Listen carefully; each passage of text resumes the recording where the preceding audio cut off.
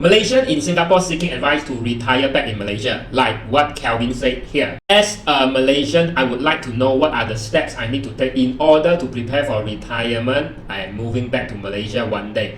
I have several investment and business plans in Malaysia and overseas. Would like to get your professional advice to help me prepare better for the next 10 to 15 years. Now, some people may wonder, why don't all Malaysians who are doing well in Singapore, they can just convert to Singapore citizenship and give up on Malaysian citizenship, right? Well, turns out this is what some Singaporeans said in an earlier clip that I posted, this one. I'm a half Singaporean and half Malaysian, and yes, Singapore like too overhyped about everything, which sometimes creating things that is not true, like having the best food, chicken rice perhaps, best tourist spot, etc. But the real truth is Malaysia is way better. Or Yang said, myself, a Singaporean guy living in Johor, and finds living in Johor is better than living in Singapore. I do feel freedom not only in law, but I do feel I'm human than a robot living under the control of Starnet. Young, work, pay and pay. Old, work, pay and pay. Or this, Singaporean residing in Malaysia for more than 25 years. Spend more time of my life in Malaysia than Singapore, that I find it hard to stay longer. 3 days when I return home.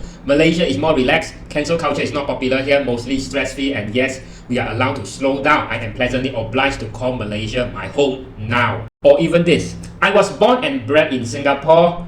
Honestly, without any bias, I prefer to socialize more with Malaysians because they are real, they don't pretend to be someone they are not. And this remark is the greatest of all time. Singapore is a company, Malaysia is a country. How to compare? Do you agree or disagree with what you hear so far?